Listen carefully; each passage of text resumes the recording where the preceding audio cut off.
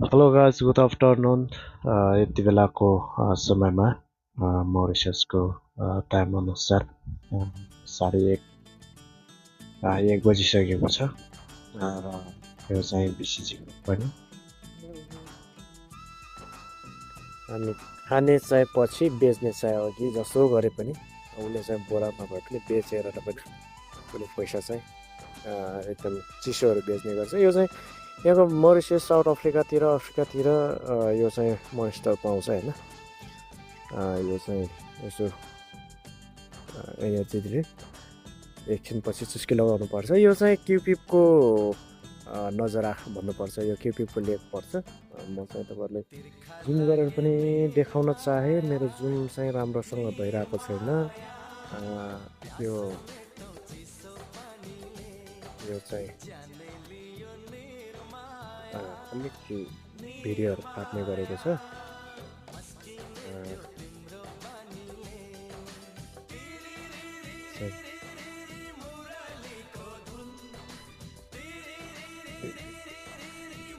अलि तलपट्टि क्युपिप भन्छ यो चाहिँ तपाईँहरू देख्न सक्नुहुन्छ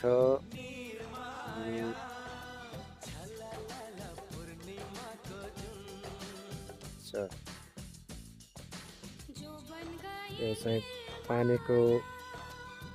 यो यसको पछाडि मरिससमा लगभग यो एरियाले धानको लागि पानी चाहिँ पिउन योग्य पानी बनाउने अलि यता अफिस पनि छ तपाईँहरूले सायद यहाँ देख्नु भएको छ पानी चाहिँ फिल्टर गरेर पानी चाहिँ त्यहाँबाट सप्लाई गर्ने गर्छ र म चाहिँ सायद भर्खर मात्रै मैले चाहिँ मोबाइल लिएको थिएँ र मैले चाहिँ यसो भ्लगहरू बनाऊँ न त भन्ने कुरोले चाहिँ यसो सिक्ने कोसिसमा छु र म चाहिँ यो मरिससमा सबभन्दा पहिला यो गोलो गोलो बिल्डिङ छ यहाँ चाहिँ म चाहिँ आएको थियो यो बिल्डिङ चाहिँ हामीले बनाएको थियो हामीले भन्दा पनि यो बिल्डिङ चाहिँ बनाइसकेको छ र यसको मुनिबाट चाहिँ अरू चाहिँ यस्तै सेम अरू बिल्डिङ बनाउने क्रममा पछि त्यो काम चाहिँ बन्द भयो खै किन बन्द भयो त्यो चाहिँ थाहा भएन तसर्थ अहिले चाहिँ हामी चाहिँ अन्य ठाउँमा काम गर्दै यहाँसम्म आएर यो 7 वर्ष बिसाइयो भन्नुपर्छ बसियो 7 वर्ष बसियो भन्नुपर्छ मेरो सर्ट भ्लग अर्थात् म चाहिँ भ्लग बनाउनेमा चाहिँ